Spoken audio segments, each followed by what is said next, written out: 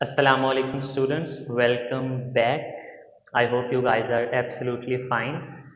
हम लोगों ने एक टॉपिक स्टार्ट किया हुआ था हमारे पास topic 1.3 careers in biology. I hope आपको हमारा लास्ट लेक्चर जो है वो परफेक्टली समझ आया होगा। हमारे पेज नंबर 10 के ऊपर एक टेबल है मोर करियर्स इन बायोलॉजी। हम इनको कवर करने वाले हैं, ठीक है। और स्टार्ट करते हैं। सबसे पहला करियर जो है वो यहाँ पे मेंशन किया हुआ है वेटरनरी मेडिसिन। देखिए, जिस तरह से हमने कल जो सा हमारा सबसे पहला पॉइंट था ना, मेडिसिन एंड सर्जरी। इस मेडिसिन के अंदर हमने क्या देखा था कि बीमारियों की डायग्नोसिस की जाती है, मतलब तशखीस और इलाज किया जाता है। इस वेटरनरी मेडिसिन में भी सेम यही किया जाता है, लेकिन ये काम होते हैं जानवरों के ऊपर, ठीक है। Diagnosis and treatment of diseases in animals and surgeries in animals. मतलब कि ये वेटरनरी मेडिसिन जो है, मेडिसिन एंड सर्जरी का ही दूसरा नाम है। बस ये किसके ऊपर की जाती हैं? एनिमल्स के ऊपर, ठीक है। इंसानों के ऊपर नहीं किया जाता, ठीक है। वेटरनरी डॉक्टर, ऐसा डॉक्टर जो कि जानवरों का इलाज करता है। नेक्स्ट नेक्स्ट है हमारे पास environmental science.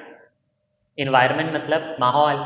Solving issues related to pollution and natural resources. मतलब ऐसे इश्यूज जिस तरह से आलूदगी है, ये एक बहुत बड़ा मसला है अभी दुनिया का।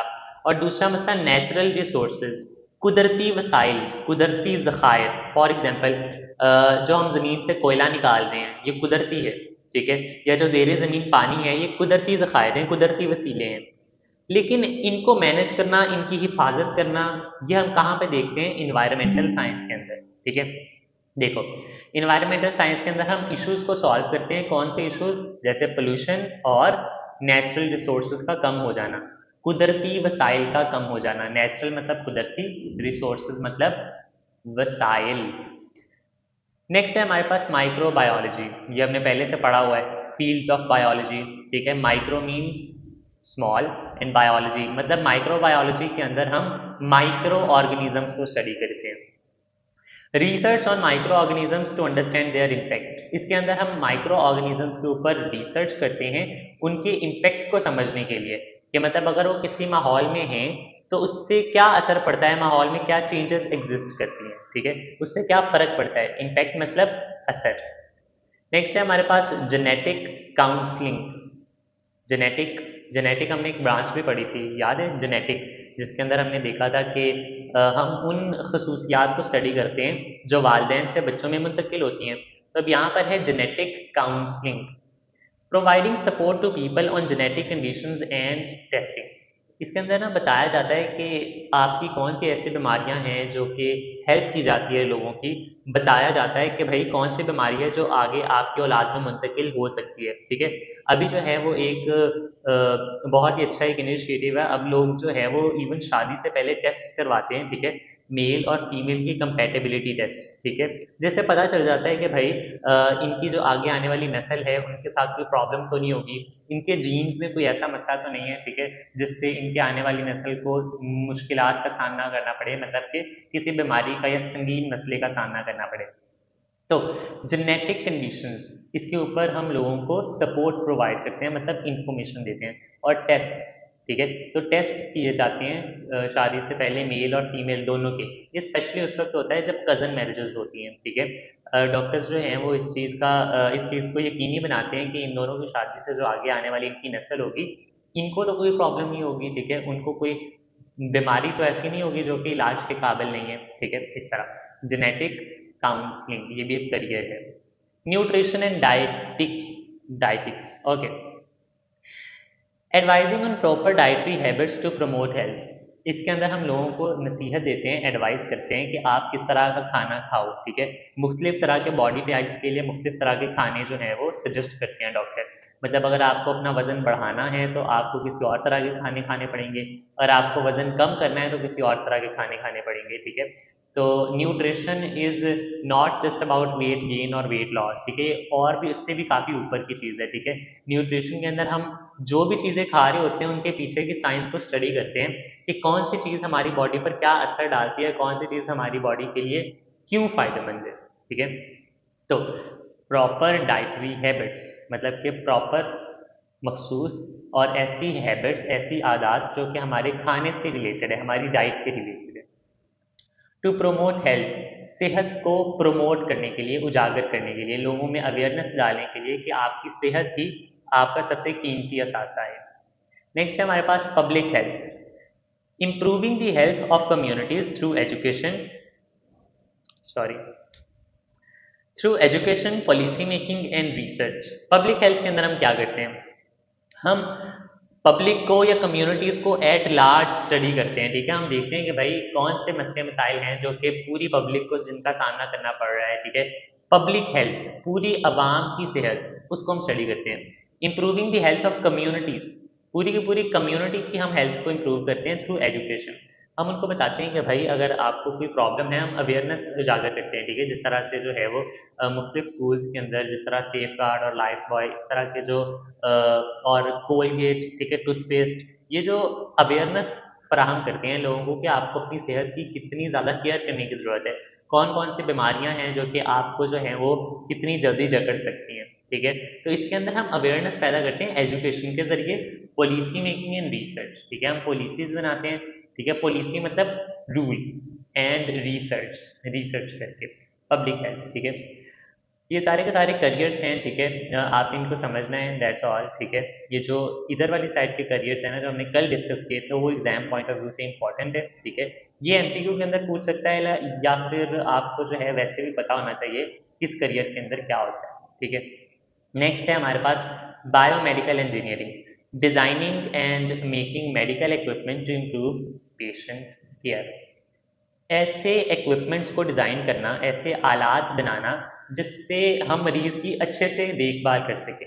ठीक है, जिस तरह से अब हॉस्पिटल्स के अंदर वेंटिलेटर्स हैं। ठीक है, वेंटिलेटर पूरे का पूरा एक बेड है, उसके साथ पूरी की पूरी मशीनरी अटैच होती है जिससे पेशेंट की मुकम्मल देखभाल की जाती है, उसकी एक एक चीज़ पे नज़र रखी जाती है, ब्लड प्रेशर क्या है, हार्ट बीट लेवल क्या है। ठीक है, हर एक चीज़ को मॉनिटर किया जा रहा होता है। क्यों किया जा रहा होता है? ताकि पेशेंट की जो है वो केयर की जा सके, देखभाल की जा सके। ठीक है, तो designing and making, biomedical engineering के क्या अंदर क्या है, हम ऐसे इक्विपमेंट्स को डिज़ाइन करते हैं और बनाते हैं जिससे पेशेंट की देखभाल बेहतर तरीके से की जा सके।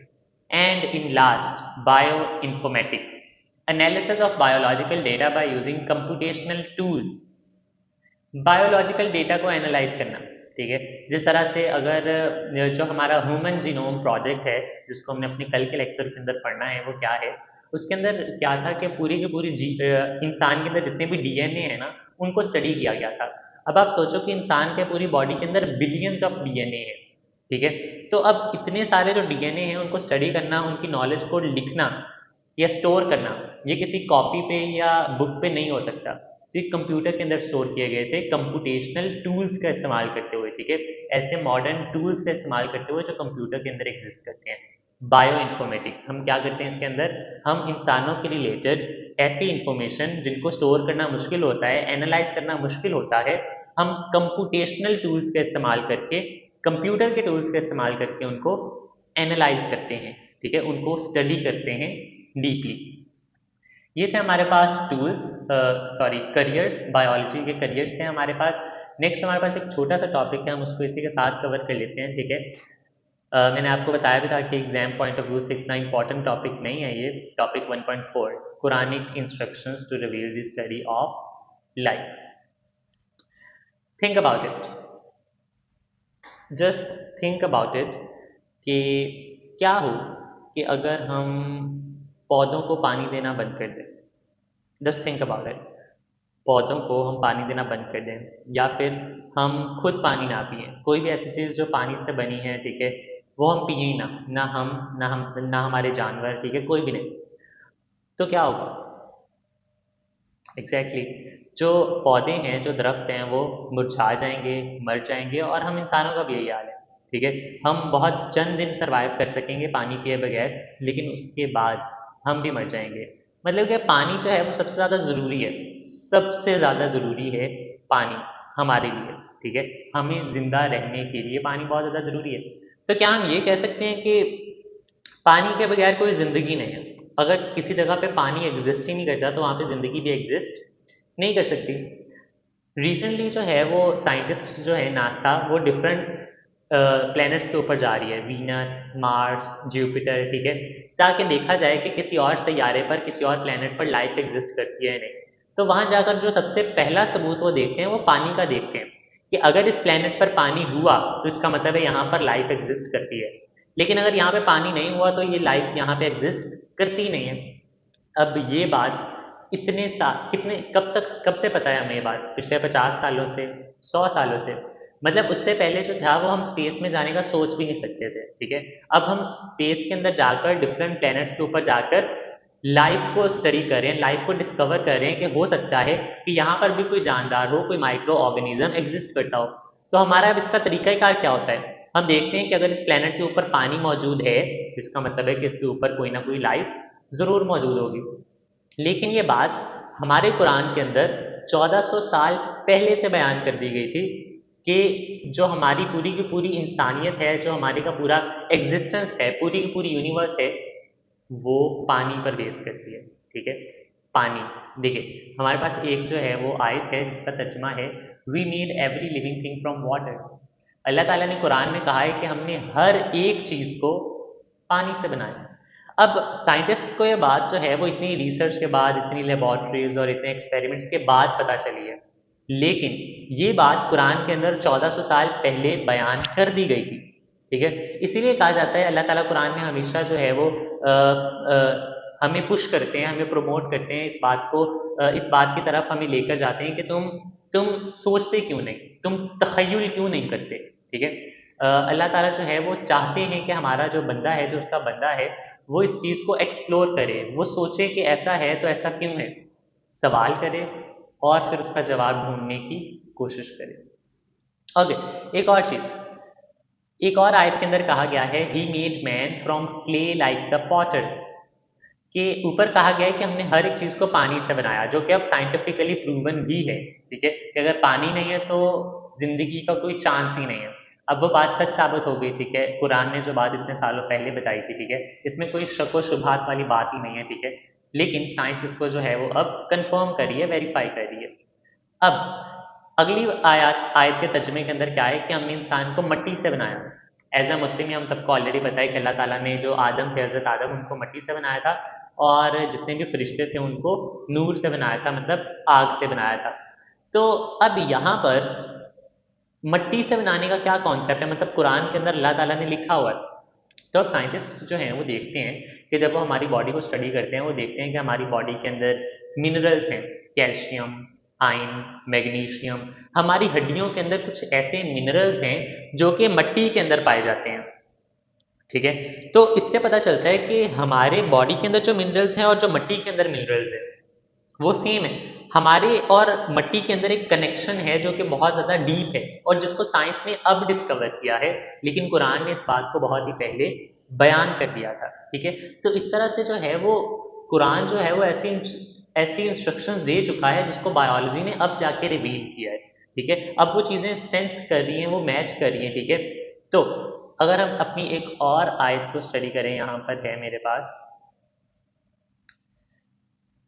yes, they fashioned we, they drop a clot, then fashioned we that clot a little lump, then fashioned we little lump bones, then clothed the bones with flesh. इसके अंदर, इस पूरी आयत के अंदर हमारी एक बायोलॉजी की ब्रांच है, और वो बायोलॉजी की ब्रांच कौन सी है? Can you guess? ठीक है, मैं अभी आपको उसके ऊपर लेकर जाता हूँ। मैं जो ब्रांचेस ऑफ बायोलॉजी पढ़ी थी, ठीक है, उसके अंदर मैं वो ब्रांच पढ़ी थी, आपको याद है, जिसके अंदर एग के फर्टिलाइज होने तक, बच्चा बनने तक का जो पूरा का पूरा प्रोसेस है, development of a new organism, ये इस आयत के अंदर उसी चीज़ को स्टडी किया जा रहा है, ठीक है, कि जब एक एग फर्टिलाइज होता है, वहाँ से लेकर एक बच्चा बनने तक का पूरा प्रोसीजर, जिसको हमने स्टडी किया था एम्ब्रियोलॉजी के अंदर, एग्जैक्टली, ठीक है।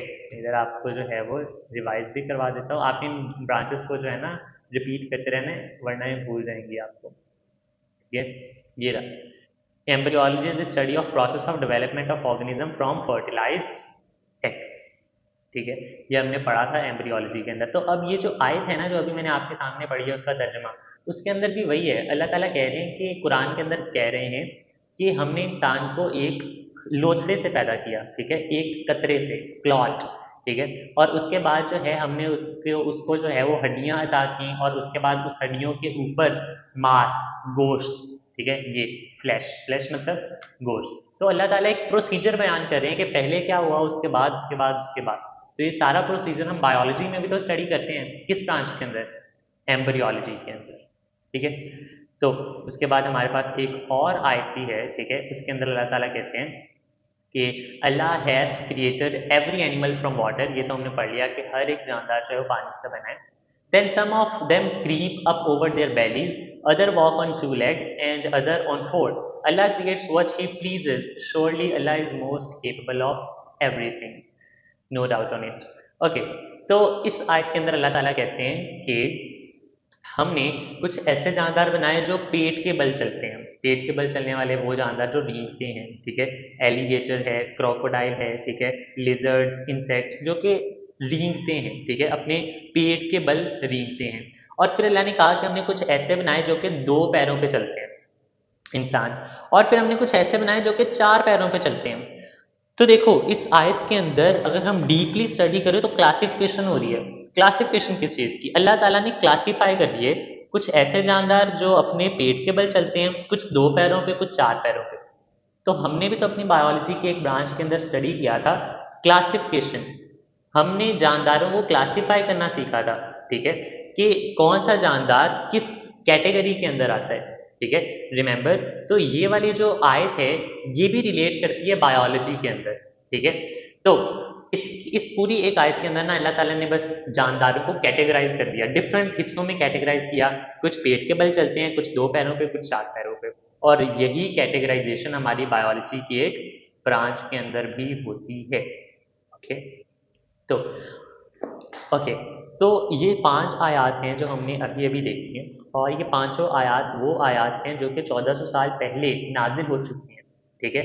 और अल्लाह ताला जो हैं वो हमें इशारे दे रहे हैं। वो कहते हैं कि अक्ल वालों के लिए इशारे हैं इस पूरी यूनिवर्स के अंदर, कि तुम सोचते क्यों नहीं, तुम देखते क्यों नहीं, क्या हमने तुम्हें अक्ल नहीं दी, ठीक है। अल्लाह ताला हमें कह रहे हैं कि तुम इस नेचर को स्टडी करो, ऑब्जर्व करो, तखय्युल करो, ठीक है। अल्लाह ताला हमें इंसिस्ट कर रहे हैं, पुश कर रहे हैं कि तुम मेरी निशानियां तलाश करो, ठीक है। जितना ज़्यादा हम स्टडी करते जाते हैं, जितने डेप्थ में हम स्टडी करते जाते हैं, हमें पता चलता जाता है कि इस लाइन का मतलब क्या है, ठीक है। अल्लाह ताला ने यहाँ पर पानी का वर्ड क्यों यूज़ किया, मट्टी का वर्ड क्यों यूज़ किया, ठीक है, क्यों। तो हमें पता चलता है कि भाई इस एक एक लफ्ज़ के पीछे कितनी ज़्यादा डेप्थ है। ओके, तो ये पूरा topic exam point of view से इम्पॉर्टेंट नहीं है, लेकिन ऑब्वियसली स्पिरिचुअली एंड रिलीजियसली हमारे लिए बहुत ज़्यादा इम्पॉर्टेंट है। देखिए कि साइंसेस जो हैं वो चाहे जितनी मर्जी तरक्की कर लें, अल्लाह ताला ने जो है वो एक अपनी पूरी बुक के अंदर तमाम चीज़ें जो है पहले से समेट रखी हैं, ठीक है। हमें सिर्फ उसको जो है वो स्टडी करना है, ठीक है। तो हम अपने पूरे लेसन को समअप करते हैं यहाँ पे, ठीक है। हमने सिर्फ देखा कि करियर्स कौन कौन से हैं बायोलॉजी के, ठीक है, किस, अगर हम बायोलॉजी को परस्यू करते हो अपनी पैशन के तौर पर, इसको आगे स्टडी करते हो, तो आपके पास कौन कौन से ऑप्शंस हैं, ठीक है। हमने तकरीबन 20 करियर ऑप्शंस जो हैं वो डिस्कस किए हैं, कल 12 किए थे और आज जो हैं कुछ बाकी गई हैं। तो आप इनमें से कोई भी ऑप्शन जो आपको अच्छा लगे आप अटेम्प्ट कर सकते हो, आप चूज़ कर सकते हो अगर आपको बायोलॉजी के अंदर इंटरेस्ट है।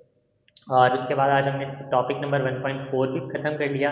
इसके अंदर हमने जो है बायोलॉजी को रिलेट किया था कुरान के साथ। ओके, आई होप सो आप इस लेक्चर को जो है वो देख लोगे, और इसके अंदर याद करने वाला कुछ नहीं है एज सच, ठीक है।